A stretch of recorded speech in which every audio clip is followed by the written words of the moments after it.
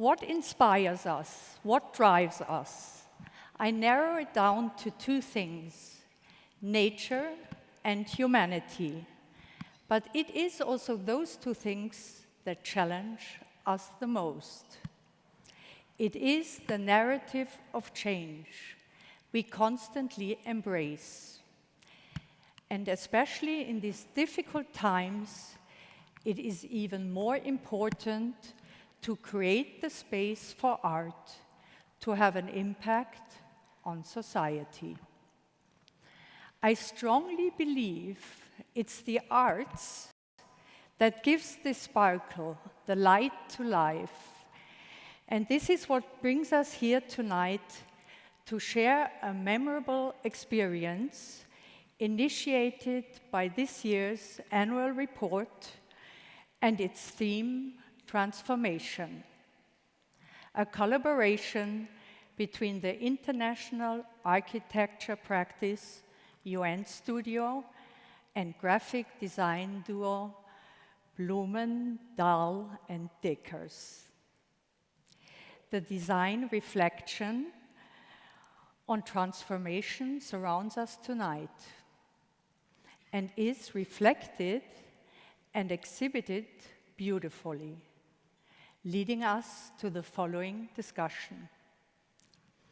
I want to grab this moment to thank Ben and his team, Machtold, Gabriel, William, for embarking on this journey with us. Thank you, dear Ines, Cendras, and Alexander, to be here tonight. I'm grateful to Thomas Koenig, sadly he's not here tonight, from Typico for always being such a good sparring partner and for realizing the concept of the exhibition. What we see speaks for itself. Last but not least, a big thank you to all the wonderful colleagues from the Zumtobel Group that made all this possible. And now I would like to introduce Dr. Alexander Gutzmer, author, professor, and founder of the Center for Corporate Architecture at Quadriga University, Berlin. I wish you all an inspiring evening. Thank you. Alexander, the stage is yours.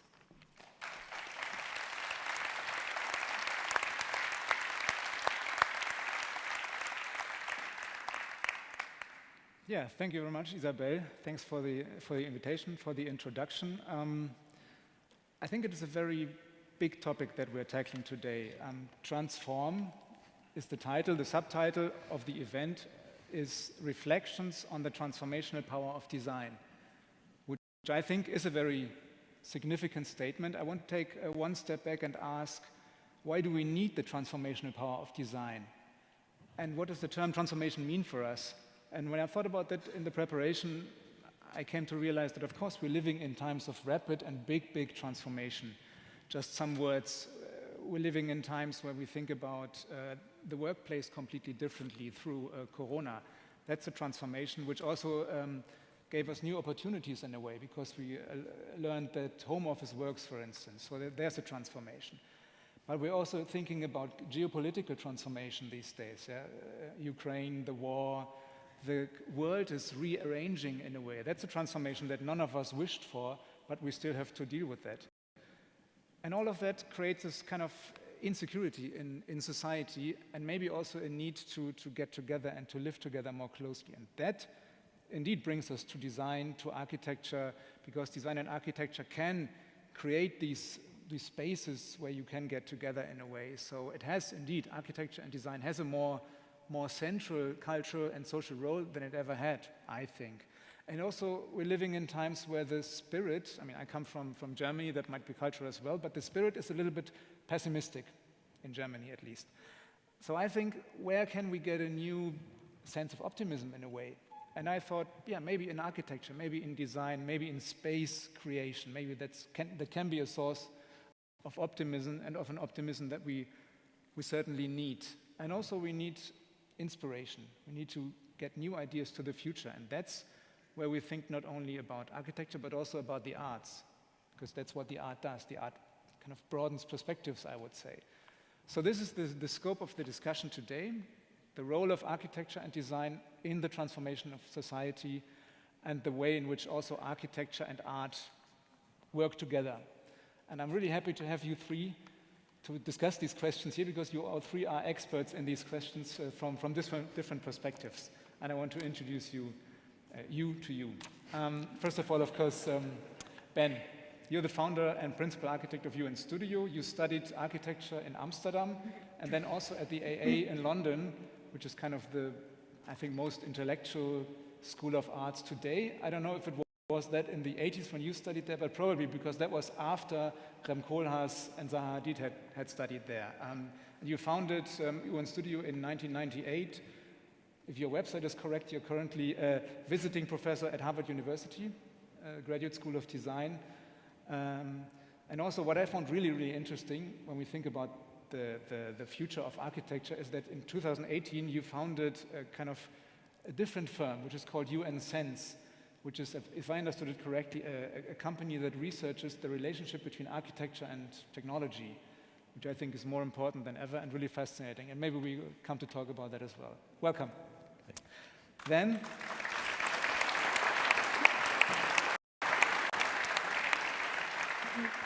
Ines, I want to come to you, Dr. Ines Goldbach, director of the Kunsthalle Baselland, so a little bit closer than Amsterdam. You've got a PhD in arts history, and you took over the Kunsthalle Baselland in 2013. Before, you had curated for the Hallen für Neue Kunst in Schaffhausen and in Basel.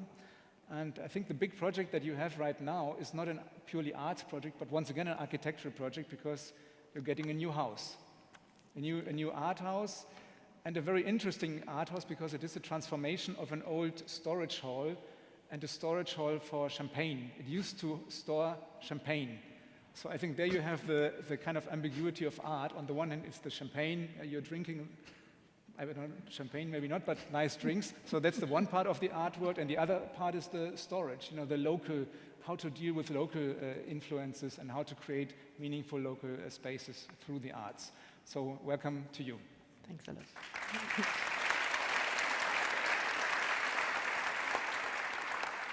And thirdly, I want to introduce to you Kendra Polsner, an old friend of mine, an artist. Kendra, you studied, we talked about that before, arts, of course, but also stage design, not so much, of course, and even less, of course, philosophy. So you're an artist and also a studied philosopher, which I found really, really interesting. You studied in Munich, in Eichstätt, and in London. And we're looking forward to the perspectives that you bring to the discussion. The art that you do it's got a lot to do with technology, with the digital sphere, but also with installations, with videos, and you'll talk a little bit about some of your concrete projects later. What I found really interesting, looking at your CV once again, is that you also collaborate a lot with musicians, with DJs, with pop musicians, with techno musicians. So once again, you take the step beyond the classical art world, which I found really interesting. You also founded festivals, worked as a curator. You founded or co-founded the Lichtstrom Festival, Lichtnächte, and Art Muck Digital, so some light-related festivals. And what I found really interesting also is that you, as an artist, also collaborate with commercial clients, with companies like Audi, like Vattenfall, like Siemens, and I think that's and you do that without compromising your art. I think yes. So I think this change of perspective is more important today than it ever was before. So I think that's really interesting, and I'm looking forward to hear about that later on as well. So welcome. Thank you.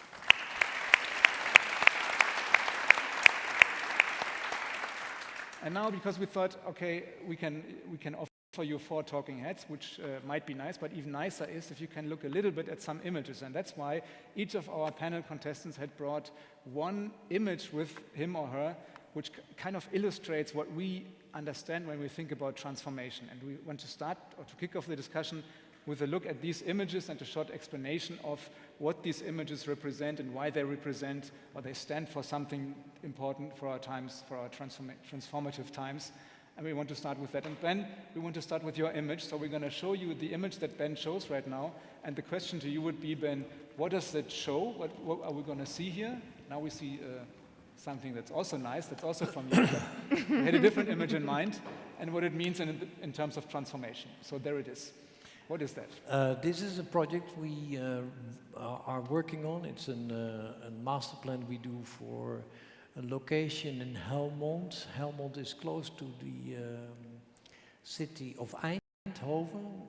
It's, you could call it the small Silicon Valley of Europe. A lot of patents are developed in this neighborhood. But this image shows you people doing things together in a community. It's a master plan of a lot of experimental housing where topics around sustainability, energy transition, water, so the reuse of water, food production, the way how through a data platform, blockchain, so it stays in the neighborhood, it doesn't go to the bigger companies, people here communicate with each other to do things more with each other. So here technology is used to stimulate the analog world to be a more active community. And the reason why I wanted to show this image, because it is related for me towards the way how we have to rethink the way how we have lived before in monofunctional areas where people don't meet, people feel alone, where the multi-generational aspects of life are not recognized. We often think that we have only maybe 6 family constellations, but the UN already recognized that we have 40 different family configurations developed over the last 20 years. So this is all about the way how you could stimulate with new ideas about community living, the way how you could do more things with each other, and hopefully live in an environment where I call it always social health, physical health, where people actively do things with each other, and mental health come together in the built environment. And for me, it's very optimistic. I believe in this, and actually, maybe we are in a world of transformation, and this is a difficult time, but don't forget, it puts us into an unbelievable, new, challenging period. Because we with this difficult time where we are in, we are maybe forced to think in new directions. So that's why I like this image. I like it too. Is it also an example of the power of architecture to initiate broader kind of social changes? Yeah, I mean, architecture has always tried to do it. Like the modernists did it maybe, or even when you go back to the Renaissance architecture, or even before, architects and planners were always interested to make cities more cleaner and bring people more together. If you go back to the Renaissance urban planning or Baroque urban planning, for instance. But it's not only that. Don't forget, in that time we could not know so much as we know today. Today we have much clearer data. We are much more global. The profession has been expanded. You know, now you have a sustainable engineer. Now you can work with a futurist, and we have all these people. You know, I mean, some of these people are here tonight. We have even experienced design as a special quality we introduced into the way how we work within our company. So I do believe that expansion of that, where we as a global world can learn from, needs to also be implemented in urban design. And so it's human-centric. It is totally human-centric oriented design, but don't forget, then you need to think of systems and recognize what a system can do for the analog world, because it's not about the digital alone, but it is, yeah. And that, I think the term the system, and also becoming, developing concrete stuff from abstract ideas is also what drives this beautiful annual report. Can you say, because some of you might not have had a look at it yet, can you tell us a little bit about what's the concept of the annual report? In one sentence. I never like one sentences. Oh, you get to. But you know, but I'm an architect, so you know, I could talk for 3 hours. So be careful. But in 3 sentences. Okay. Yes. This is actually you know, I need to introduce it first, because don't forget, Zumtobel is always doing this. I mean, that they invite an artist, photographer, or an architect in this case, to do these annual reports. And for me, what is beautiful is that it is not about the numbers. Yeah, of course, there is an annual report about the numbers there, but it is about, in my opinion, about the cultural edge of the company, Zumtobel.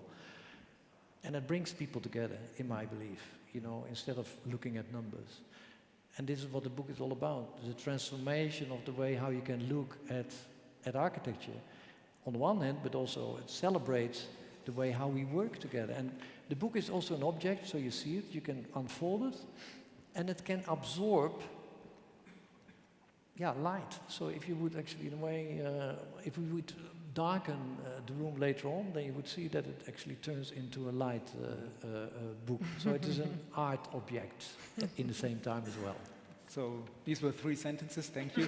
So yeah, but in a way, indeed, it is a piece of art which brings us, Ines, to you and to your image, because now we're slowly furthering from architecture to the relationship between architecture and art, and that's what your image will show us.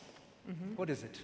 So you mentioned it before, that is actually the project I'm working on. We had the ground ceremony some months ago. It's a new Kunsthaus, Baselland, we are about to build.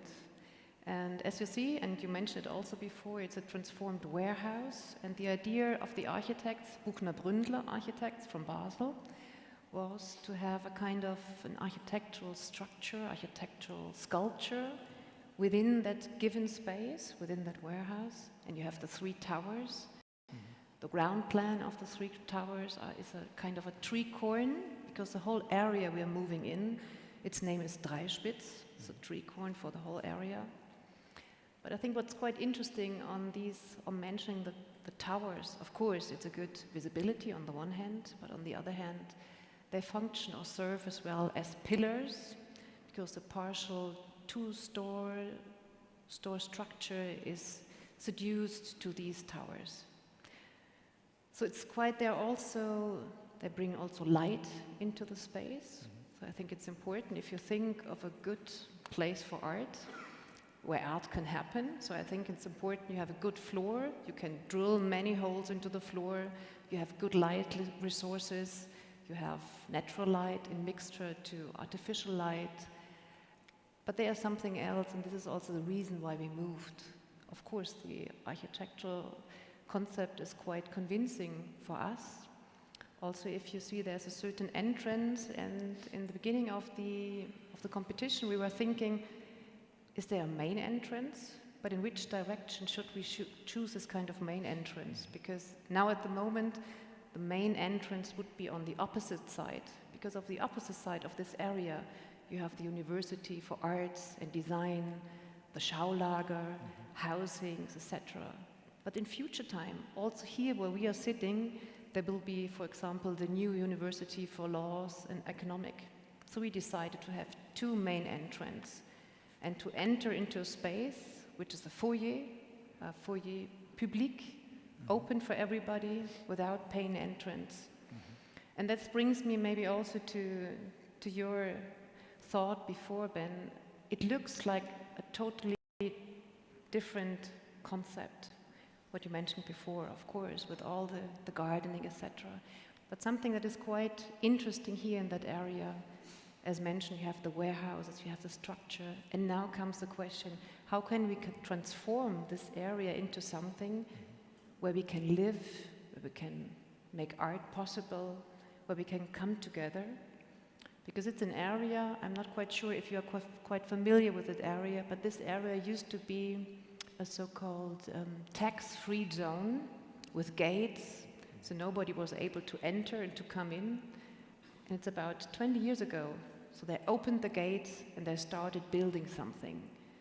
So we have a housing project by Herzog and Demeron, as mentioned, other universities are moving, and to open as well the streets and to start planning something, to have gardens, to have trees, And I think this is something quite interesting because it gives the idea of building something, building a quartier, building a new city within the city. And this, I think, is the interesting part, and also the reason why we move to that part. And that's very optimistic. I mean, essentially, the claim is with the right architecture and, of course, the right art that you will bring to the place, these two elements together can create centers for society. And the art, in that sense, can become the center of the city again, which maybe it was back in the days, but today we would say probably it's not. Art is often seen as very elite, very far away from the people, and you think this can change also. Exactly, and as mentioned, the foyer is something, it's not a threshold, it's something very important in my understanding, because if you think he will be the university for arts, for economics and laws, so 3,000 people, and hopefully they want to go through the foyer to go on the other side to use the tram, for example, and hopefully by walking through they will see something, they will get curious about seeing it. And I think it's important to have the opportunity to open a space that someone starts entering it, being curious, and maybe staying, hopefully. It's like a walk through nature. And I think a walk through architecture could be the same with art. Of course, it's not a house, it's a Kunsthaus, it's for arts.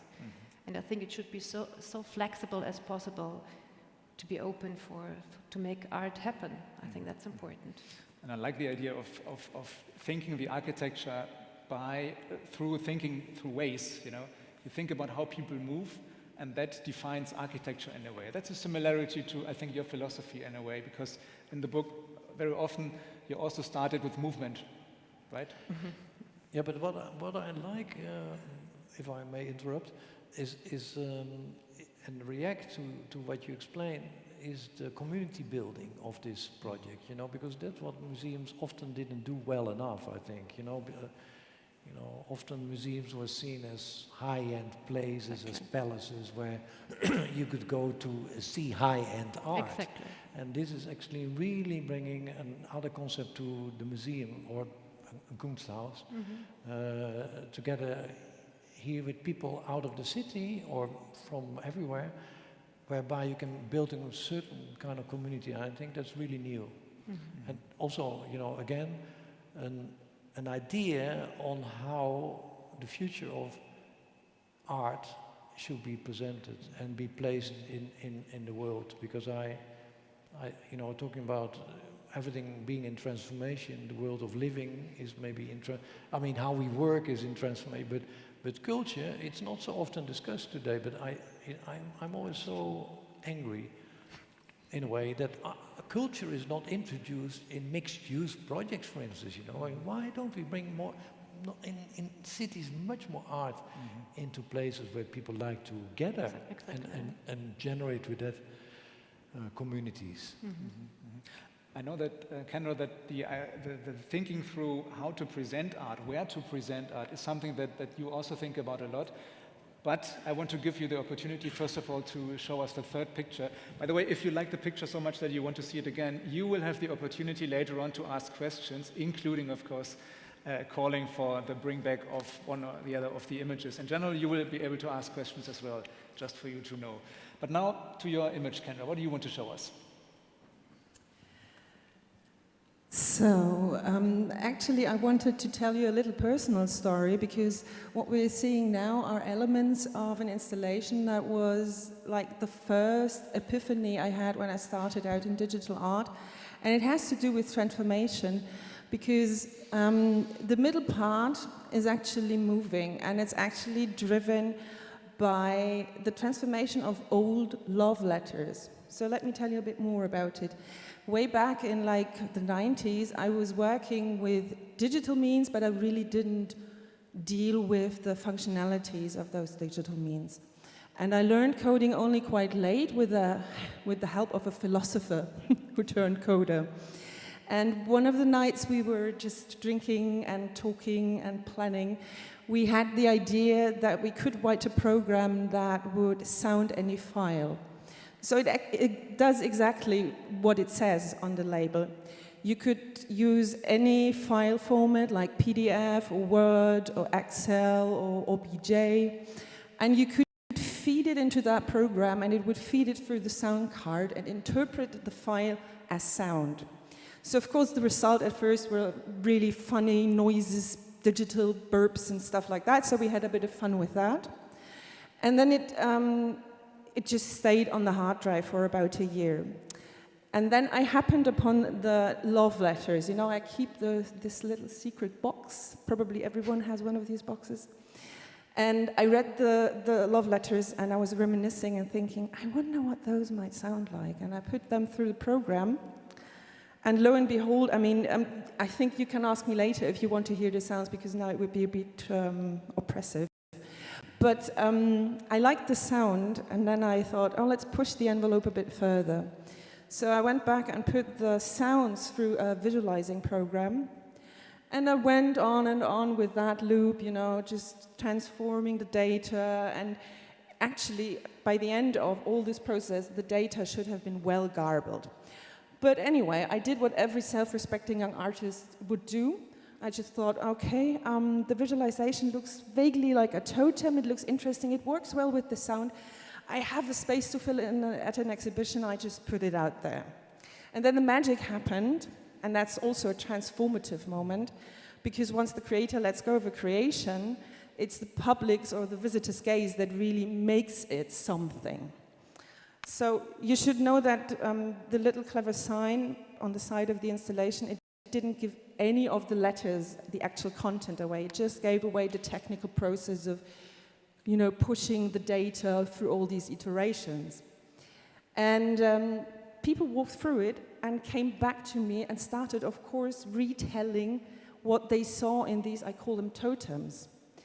And they started to tell me bits and pieces of the love stories, of the actual relationships that they saw behind the totems. And mind you, they couldn't know anything about it, because it was just the technical process that was known. So, lo and behold, I was super surprised, because people's stories were so scarily on point. It surprised me to my bone. And I thought, oh, what if transformation is not so much about the novelty, but maybe it's more of a process of preserving information, because obviously people could read the information back, but the information wasn't there in its original form. And that was one of these moments of epiphany where I thought, that interests me. I wonder how far I can push that. How far can I push and see what sorts of information get retained? Mm-hmm. So, and from then on, I really had like a motto. I was trying to get on that search and find out more about this ability of transformation to actually be a container for information, despite the medium or the form. Mm-hmm. So, what love story is that? Is that Stefan? Don't tell. No, actually, that's her boyfriend right now. actually, that was an affair. But it was really funny, because sometimes people would come back and with certain totems, they would say something like, "Oh, you fell in love with Darth Vader." That was my favorite, because it really was a very toxic, a very toxic relationship. But anyway, and then it progressed on, because first I had them in this projected form with the sound. And then I started using light, because I often use light as a carrier for my information, or a carrier of the patterns. Mm-hmm. And then I built like this forest, which I repurposed old crystal vessels. And I used the projected totems, mm-hmm, and projected them onto, and you actually had to walk through this very vulnerable forest of crystal stele. And like I said, it's that epiphany moment that really started the whole. Yeah, no, I can see that moment. So, I mean, we talked before about the relationship between art and architecture, and the spaces of the spaces that architecture creates for the arts. Now, your art is on the one hand complex, data-driven, but at the same time also spatial. So, what kind of spaces do you need as an artist? A space where it works, or where you can just do a proof of concept. So in that regard, I would really like an open space or a flexible space that can offer me room for experiment, for change, for trying things out, for being a bit daring with the space. Mm-hmm. Is that also a way then of bringing the art closer to the people by offering them something that they understand in their real life spaces? Is that even the job of the artist? Not necessarily. I mean, I have a very deep-seated distrust, for very missionary art. So we spoke about that before. I think like personal art can touch on so many points, and it's very individual. But in general, I think you can not communicate to people when doing art. So whenever you create something and put it out in the world and you let go of it as the creator, then that's the point where the actual magic happens. So we need the interaction with the visitor, with the recipient. Otherwise, art would be just l'art pour l'art. Mm-hmm. Which you don't want, but at the same time you say missionary art is not something that you think is the way forward. I mean, we have it a lot these days. We're always asking, okay, what does the artist, how does he want to change society? Is this piece of art about climate change? If it's not, it's kind of bad art. That's not your thinking, right? Well, I think it's a fine line when art becomes activist. I mean, we just also spoke before about the Documenta 15 and the implications thereof. Well, it's a very personal feeling that I think, if you are truthful to your work, you don't really need to be missionary in the sense that you really need to put all the will for a message into your artwork, but it's really more of an honesty of what you want to create, what is flowing through you. And I think if that's the case, then it's just fine, because then it's not a performance, it's the real deal. Mm-hmm. Oh, and this definitely is the real deal, the very personal real deal. Is it difficult to open yourself up to that extent? I mean, I wouldn't do it. Yeah, that's in the job description, really. Okay. That's why I'm only a journalist. I can write about external stuff. Ines, do you agree with that idea of the art, also with this criticism of missionary art, as Cendras calls it? Well, I think it's most important to create a situation where someone that enters a situation can have a certain feeling, an experience. And I'm not sure if you always need these kind of notions of a plan, of a concept, what you want to transmit, to mediate.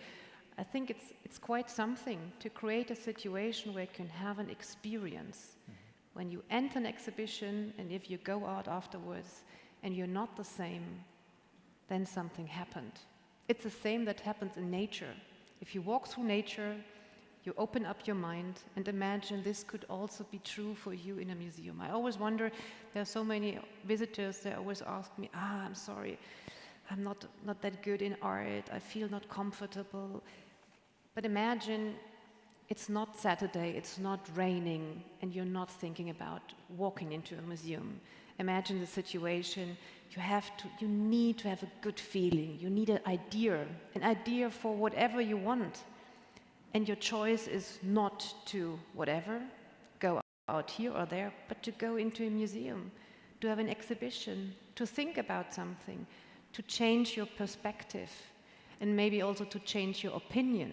Because I think this is something we have to learn in times of transformation.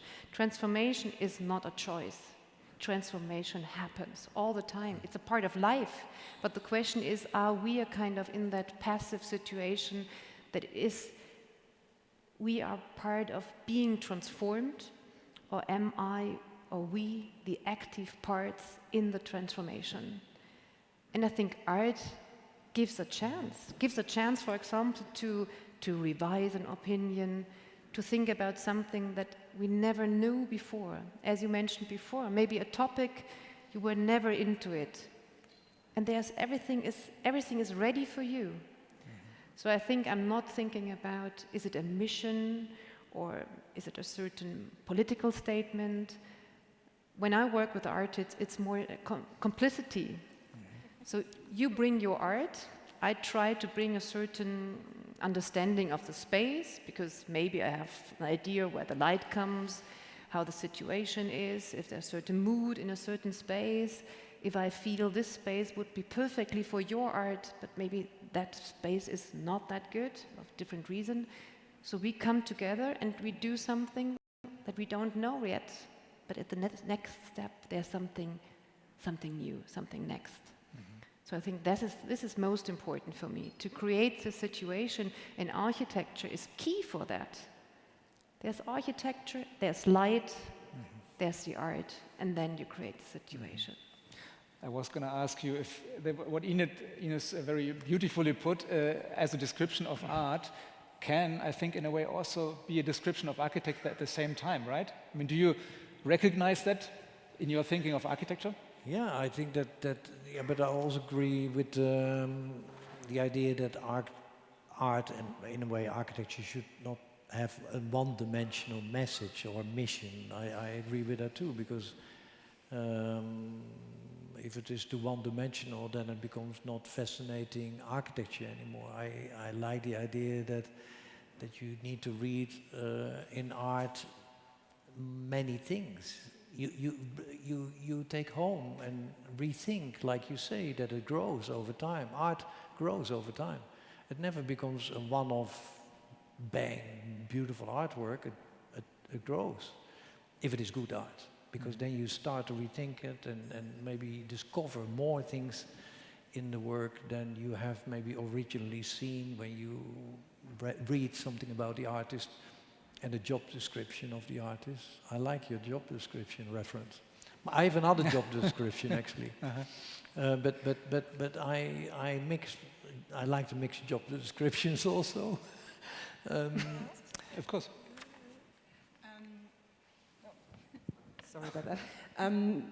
I wonder how much personality, how much deep inner space of you is in your works. I mean, I know like it's a big studio and you have the big commissions and it's probably not the commercially best interests to really put too much of your soul into it. But still, do you think there is a personal essence? Yeah. I could not do the work without it, because like for instance, when you talked about music and the way how you reuse, let's say, words or thoughts into new forms of rhythm and the reading of that into sound, I think that's a beautiful. Similarly, I bring that into the work, but I do it in a totally different way. And if I have no personal drive into stimulate the teams and the people where I work with, then I would never be able to motivate them to work in a direction where I hope that architecture is more than only a pragmatic, functional object. Yeah, but I give the example of the musical reference because, for instance, I do this all the time, but I don't talk about it so much. But you are maybe more articulated in that level to talk about these personal aspects. My clients are not so interested in when I talk about music and architecture. I think it needs to be for me pragmatic. I need to be comfortable with it, and it needs to be in house what I love, and that my friends and family always come back to me. So they think very pragmatic. But for instance, in the house I'm describing, the Möbius house, I brought in a theory, and maybe I got it somehow from serial music, the Stockhausens and the ones you know,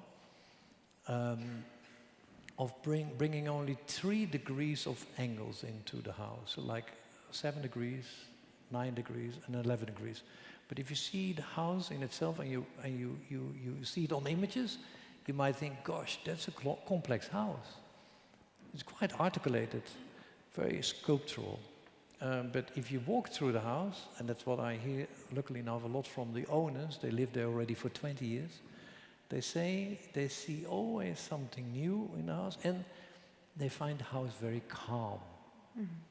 And the reason is simply, is my belief, is because of the repetition of the 3 degrees. Because it's like sound, you know, if you walk through a space, and if you walk in nature, and you see the rhythm of trees and landscape and mountains, then you have that rhythm too. And it's really, I mean, it's a trick I have always used in architecture. Does that register with you? Do you do art in a similar way?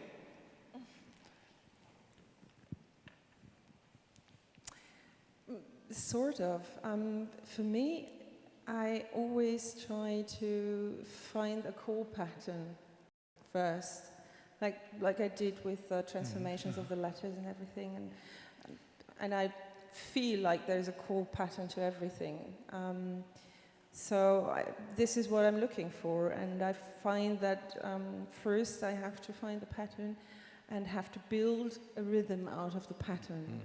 And while you spoke, I really thought like it's really hard to view any of the practices like exclusively art or curating or architecture or graphic design really that isolated. Technically, yes, there might be very isolated practices, but I think, you know, we all draw from these core patterns because they surround us, like nature surrounds us, and then, you know, we draw inspiration from music, and we take rhythmic patterns, and we have growth patterns or whatever. So we all mix all the time, but I think there's like this core of all these mixes that remains the same, and this is actually what I'm trying to grasp for the essence. Okay, that sounds very harmonistic. I think that sounds a little bit too harmonistic. Now let me make a counter thesis, Ben. I think that architects hate artists in a way because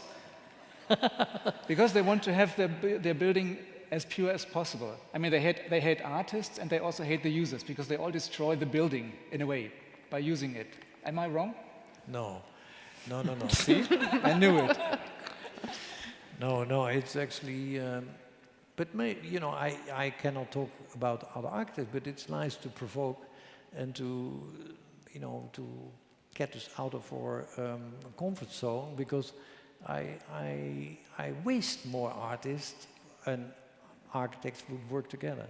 And I've tried. I worked with Pipelotti, for instance, and I've had you know, quite interesting experiences with artists. And I also, you know, I also paint. I need to paint because otherwise I wouldn't get that personal stimulation. I believe that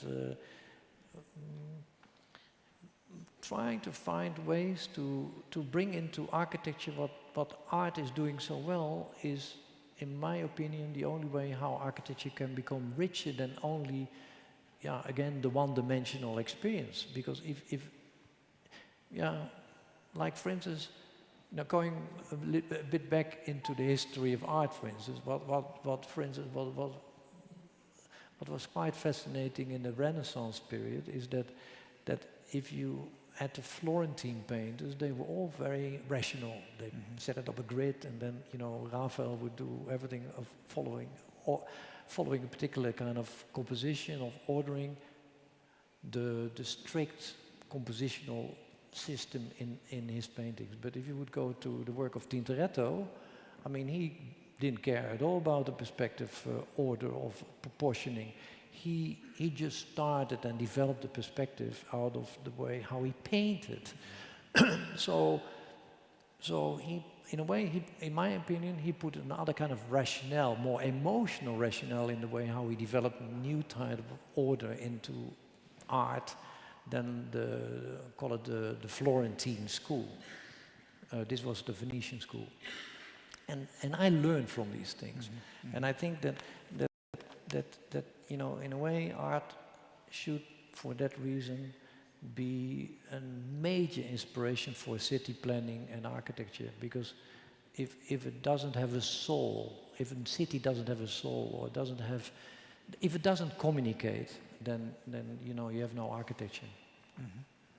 Did you want to add something? No. It's me. You made this moderator gesture. You know? I just can confirm, I think, as you mentioned, but I think it's also this kind of, I mentioned it before, no? I think art needs a space. Art needs architectures as well. And I have the feeling so many architects are inspired by art. So why not bring them together? You mentioned the Renaissance. Imagine the Sixtinian chapel without Michelangelo. Yeah. It's just a space. It's a wonderful space. It's a wonderful architecture. But it will be inspired and reloaded with the art. Yeah, that's true. But I think Ben would hate when you would say one of his buildings, without the art, it would only be an airport. So but my statement, my statement is architecture falls between art and airports. Architecture falls between art and airports. And I can explain it. Airports are the most logistical machines. They have to be systematically, Schiphol is at the moment a mess because there is no CEO and he doesn't know how to organize at the moment, all the trouble at the airport. So it is a real mess. But so if a system like that falls into chaos, then the system doesn't operate anymore. But that's the engineering, the organizational, the pragmatic side of architecture. It's actually the science of architecture, what is a beautiful part of architecture actually. I mean, I didn't talk about it yet, but it's the other side of architecture what makes it so beautiful. But the art is as beautiful, and if you can expand that, then architecture can really enrich itself. Once again, in the report, the way in which you deal about the relationship between art and architecture, there's 2 chapters. One says architecture is art, and the other says architecture is not art. So there's this ambiguity that you feel at this, yourself, right? Yeah, but that's exactly what I said about art in airports. I mean, I joke somewhere together with the text of Caroline Bos, and say, architects never cut it off their ears. Yeah, they didn't do that. They never did. They never, were so radical. They can't be heavy, radical, but they can be. But maybe that's the wrong. It's a joke, maybe. But you know what I mean. Architects have to deal also with that complex, pragmatic side and deal with society. Sometimes politicians.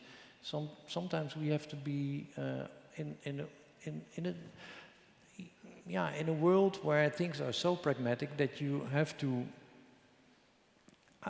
uplift yourself in order to take it not so serious in a way, because that's the artist side, and I always try to combine that. So if architecture could be art, in my opinion, it is art also.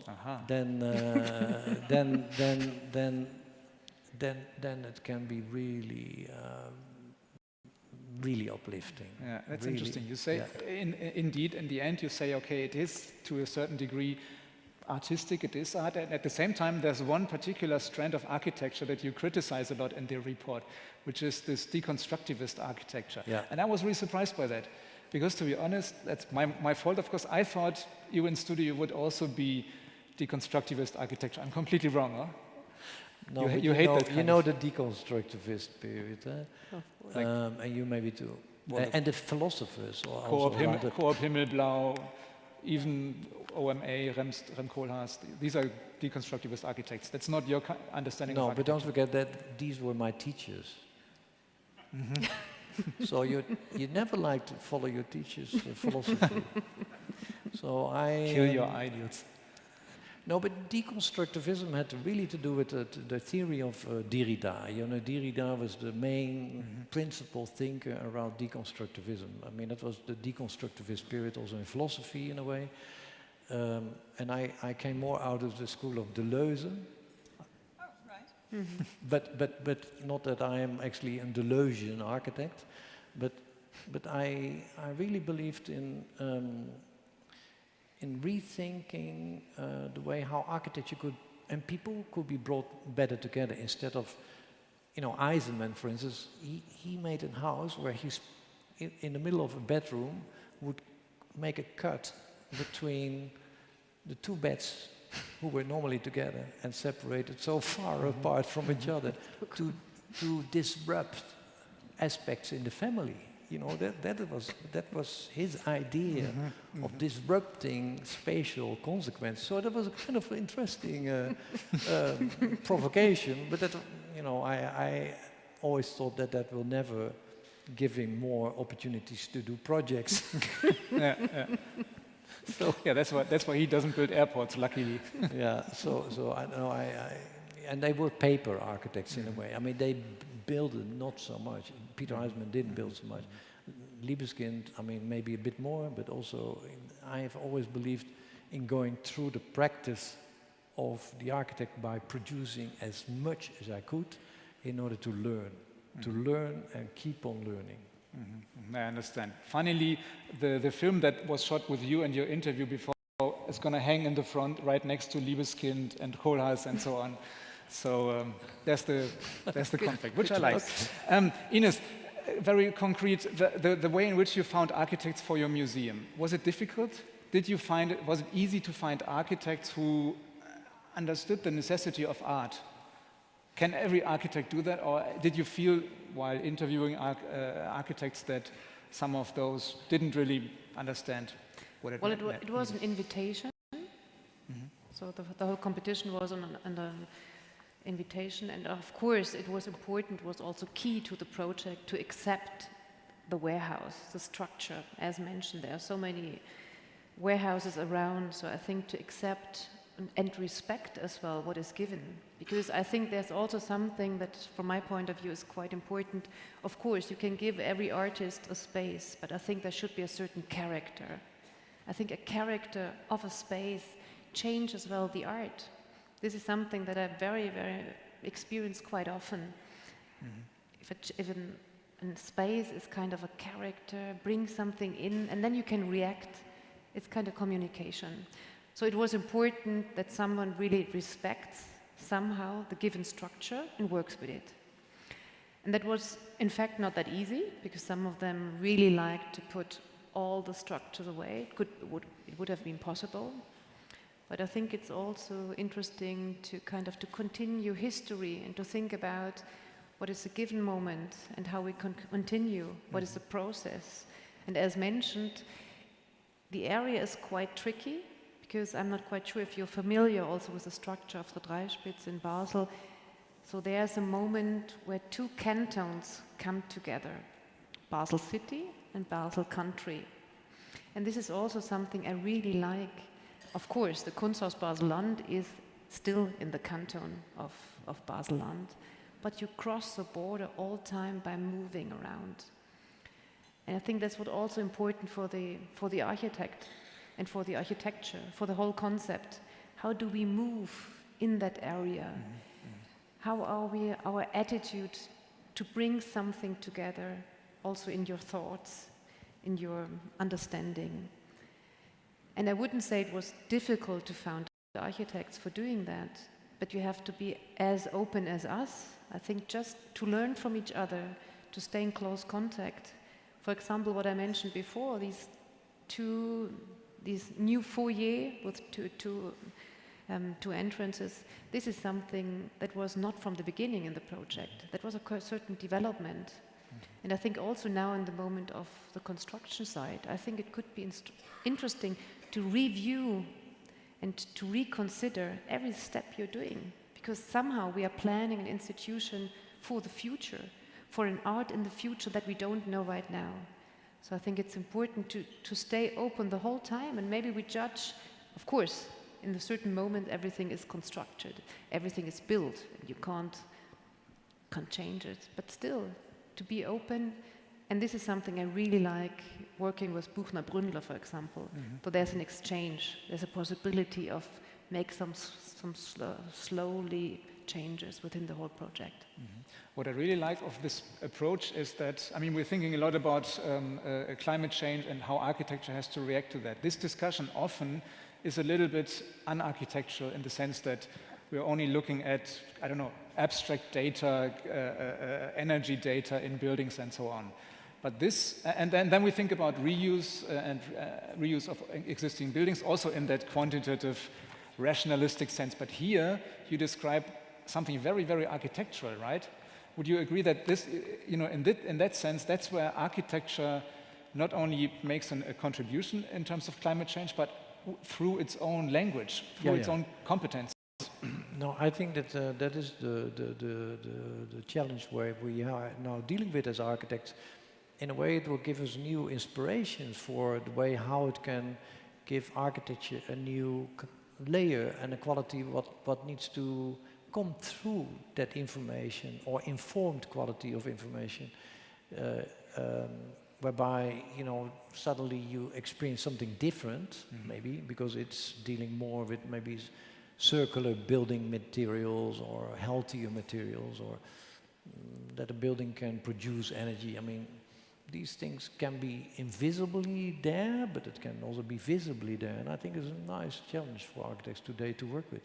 It needs to influence the classical principles of architecture as well. Yeah, totally right. So, and I like the story of the towers, because that's a very good idea to bring light in through, I don't know, maybe them use mirrors? Yes. So to bring in more light into the light catches in a way, I think is beautiful. And did you invite UNStudio as well? Or? Excuse me? Did you invite UNStudio as well for the competition? No, unfortunately not. No. Because it was important to invite especially the local people. The local people. Okay, that's interesting. The local architects, because I mean that's an interesting question in the context of Basel, because I think Basel is a relatively small city with a huge amount of star architecture firms, big architecture firms, Herzog de Meuron, Christian Gantenbein, Buchner Bründler. Is it particularly difficult to build in that context? Because you have all these mega smart critiques who also come to your house, and of course Herzog de Meuron will now come and say, yeah, no, we would have done this differently. Or is it easier? I think it's much more inspiring, because it's not that you see the architecture through books, through visualizations. You can judge yourself walking through different buildings. And I think this is not only true for us as a viewer, but this is also true for the artists and for the architects. So I think it's more inspiring. And for example, that was my experience when we presented the project by Buchner Bründler. There were also Jacques Herzog, of course, discussing, thinking about, because they are neighbors. They're just two houses, blocks, not only a block, it's two houses away. So there's their archive, their office. So I think it's more the idea, what do we want to create together? There's a certain togetherness, and I think now it's a moment to share, to share knowledge, to share inspiration, to share creativity. So the feeling is quite different. So I think it's time to come together and not to think about, maybe I would have done it differently. I think in the end it's important. Of course, there might be the Kunsthalle, the university, whatever, different architectures, different institutions, different utilities as well. But in the end, the question is, what do we do with everything that is built, that is given, that is done? Because then it starts. I think this is also my question all the time when just after an opening, after a vernissage, the exhibition is set, everything is fine, everybody is happy, but then it starts. Then is a moment when you work with it, when you kind of bring it to life, when you bring architect to life. I think that's important. When we're all there, we are not people, we are participants, and then it starts with something, hopefully. When will that be? When will it open? Hopefully end of next year, let's see. End of next year, and then we will see Jacques Herzog walking through it and being touched by the work of his colleague. Of course, of course. It's not Germany, it might be. In Germany it wouldn't probably be the case. Helping me to plant the garden. We're more mischievous. Okay, now, ladies and gentlemen, opportunity for you to ask your questions that I announced before. Of course, I can't see you, but there's a question, and I think we have a microphone also somewhere. There's one in the front right there. Oh, yes, here's a question. Oh, sorry, next. Yes, I'm Hubert Klumpner, an architect myself, and I thank you first of all for this very inspiring presentation and discussion. And it just made me think a little bit while I'm here in the audience listening to you. You talked about transformation processes, deconstructivism. I would say the whole idea of deconstructivism was also the end of history. And if I think about your three pictures, at the end of the day, they look actually very, very familiar to me. And I mean it in a good sense, right? I could start in Ben's neighborhood, which could be on this side of this building, and then I walk into the old Zumtobel factory where we all sit here, and it could be your Kunsthalle in Baselland, and then I walk out on the other side and I end up in Cendras installation, standing not inside the Halle but outside in the public space.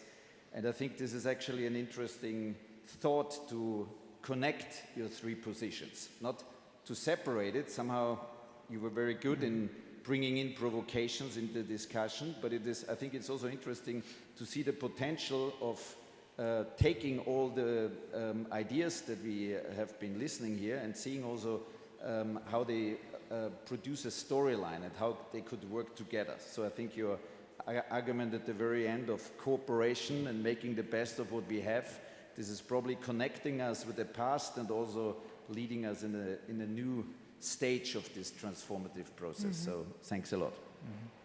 Nice. Thank you. I don't know, do anyone want to respond to that? I mean, very... No, I like it.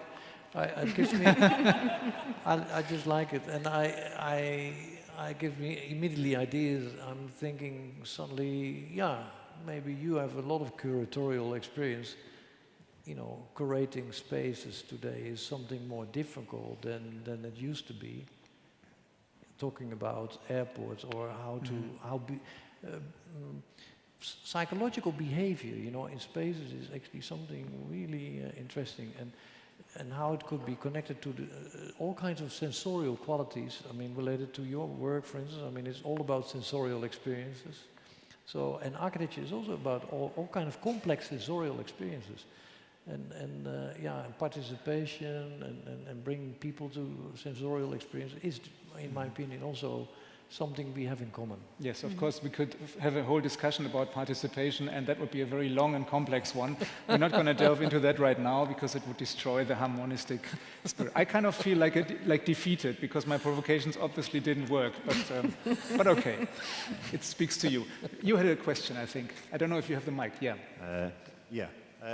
You've all talked about transformation, so we've talked about being able to give people the stimulation about what art can do for themselves, where they may not come from that background. We've talked about changing the way that people as a community interact with each other, and of course we've talked about you changing something deeply personal into another medium and seeing what it does. Ben posted recently about the Erasmusbrug, and Machtald spoke recently about a man who was so committed to this piece of architecture that he had it tattooed on his body. I want to know if the three of you maybe had an example of something that you put out into the world that had maybe been experienced in a way that you hadn't expected and that had stimulated you in other aspects of your work. Can I just interpret what you are saying about Erasmus Bridge, because they might not fully understand this, and that is that when I talk about that icons, or you know what I mean, icons grow over time. You know, you cannot design an icon, or you cannot make an iconographic bang piece of art from one day to the other. They grow over time. So, and this literally happened with Erasmus Bridge, because after 20 years, people who pass this bridge so many times, like there was a fisherman who came every Friday home from a week fishing at the North Sea, and he always felt so emotional about coming home, but the bridge did that for him, because he had to he had to come with his boat underneath the bridge. And he fell so in love with the bridge that he made a huge tattoo of this bridge on his back. And he showed it at an exhibition of the 20 years of existence of the bridge to us, you know, his full body to me, like, showed. So, and that for me was the most exceptionally moment of the fact that a project can be taken over by others. That it's not more anymore your work. It is absorbed by other people's emotions. And I thought, you know, it is so beautiful to see that happening with your own work, but but where it is also gone in a way. So have you experienced something like that? That's his question. Do you have an example, or you? The last thing that really impressed you visually or surprised you?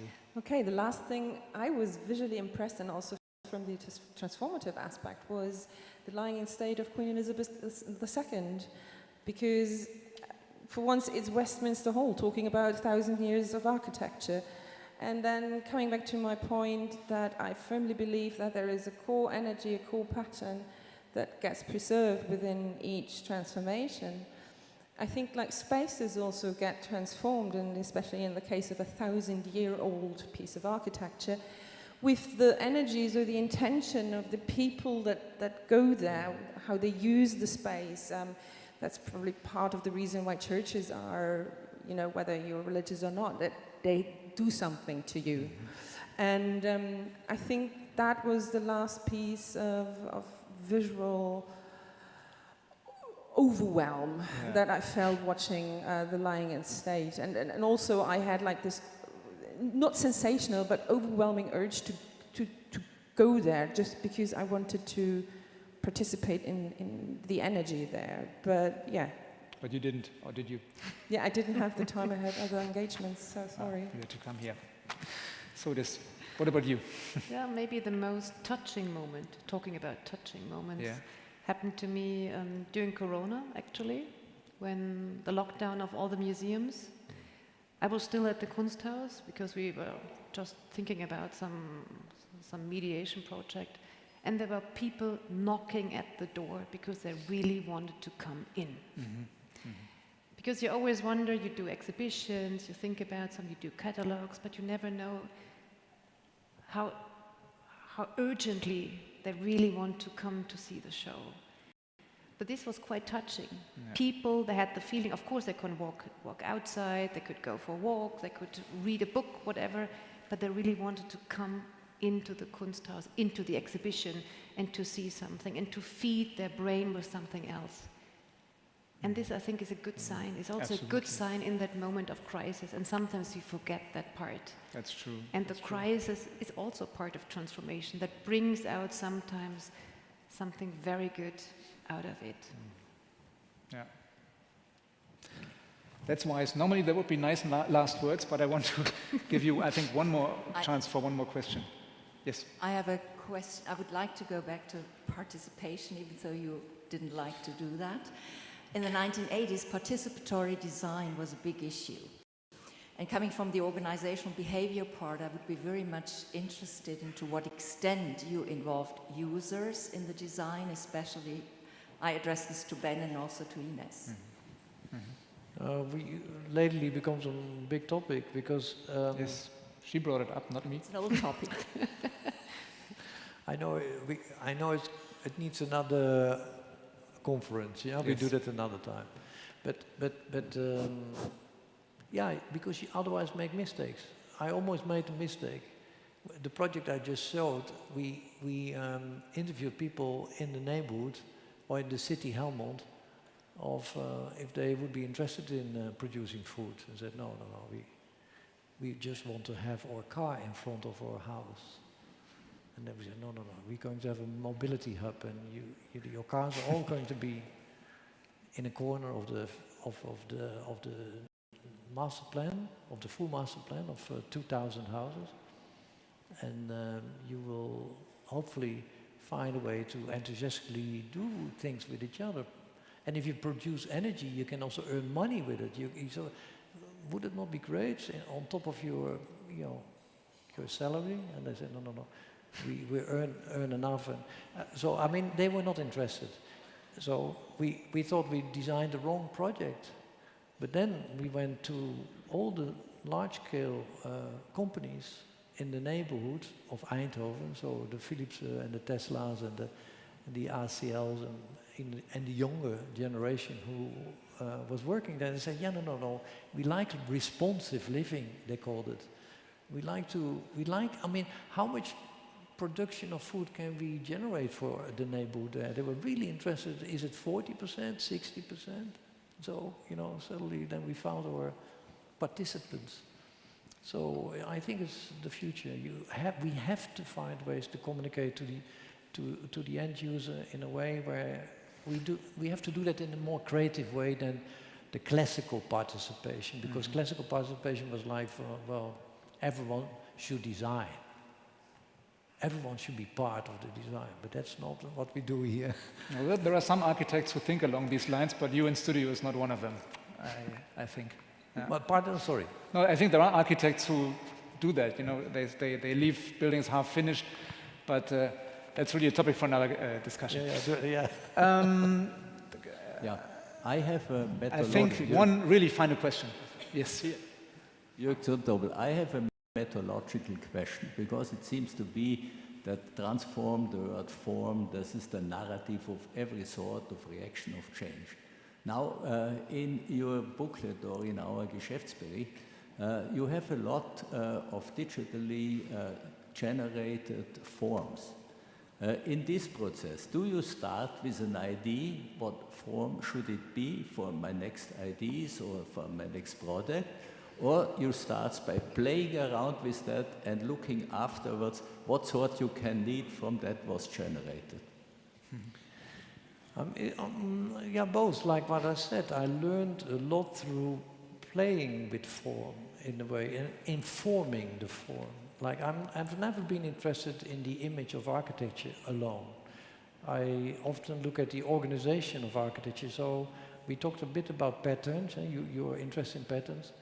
I love that idea a lot also. You know, I'm more interested in recognizing patterns of how we live and what we do in the city, and then know what you can do and that you understand these patterns. And then the most important is the third layer of pattern recognition is how to create patterns. And then if you like, the organization of any project we do is quite unusual, and then the form falls into place. So form making is for us important, but after we have organized. So the form is some sort of a playground for future transition. Yeah. Thank you. Yeah. Okay, ladies and gentlemen, in football reporting, people say nach dem Spiel ist vor dem Spiel. Translated to here, this means nach dem Geschäftsbericht ist vor dem Geschäftsbericht, and that's why I want to finish with one quick route. I mean, Zumtobel has this project of every year having a different architect, artist, anyway, creative design this beautiful Geschäftsbericht, and it becomes more and more interesting from year to year because you can always have references. And that's why I want to finish off with asking you this very simple question: who do you think should design the next annual report? We start with you. Oh, it's a difficult question. Well, as it is quite, it looks like an inspiring, flattering brickstone somehow, so maybe the next time it could be interesting to have something quite fluid. I just read an article about, it was by a philosopher actually, Eva von Rederer, and she was comparing us as a human with a species of octopus. Because she mentioned it's quite similar. As an octopus, we are vulnerable, we have no shell. But in comparison to the octopus, he in the evolution became more and more fluid, more agile, more flexible. And us, we're becoming more harder, more rational. So maybe something fluid could be nice. It's a new risk of being more fluid, more soft. Okay, so maybe you've got her contact data that you can then give to Zumtobel of the philosopher. Thank you. Maybe the octopus. Maybe the octopus. What do you think? I find it so difficult because I wish I had more time to think about it, because I sometimes think, you know, how the world is changing right now related to where we get our resources from. It's so difficult right now to get the right resource, like, you know, everything we thought we could globally get so easily from everywhere in the world. There are now scientists who believe that they can get it from asteroids, you know. That's why they do these experiments with asteroids. I don't know if you read the news yesterday. Because one asteroid can generate close to a big one, you know, close to 3 kilometers by one. can generate resources for the Earth close for 10 years, they discovered. And if they were able to do these, if they would get these resources out of the asteroid, it's something where they experiment with today. So I think, you know, we probably don't know enough about what scientists are thinking today, but there's so many new experiments.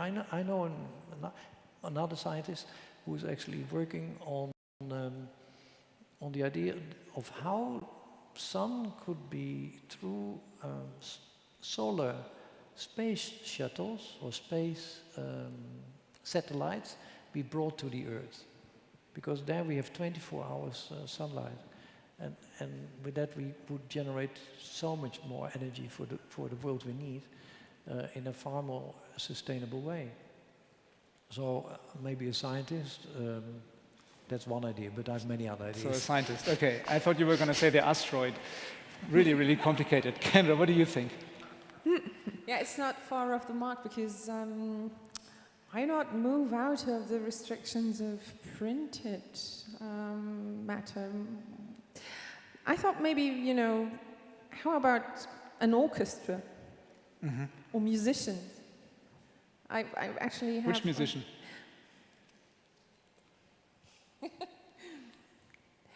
Yeah, there's an interesting orchestra in Iceland, and they play on ice instruments. And I don't know, it just came to my mind. But you know, just generally, why not, in the spirit of transformation, try to have the job do someone who's actually not a graphic designer or a designer or an architect, but a musician. So there you have it, Isabel. Very complicated. Musician, scientist, or the octopus. Who knows? Ladies and gentlemen, thank you very much for the discussion. That was really interesting. Thank you. Thank you as well. Thank you.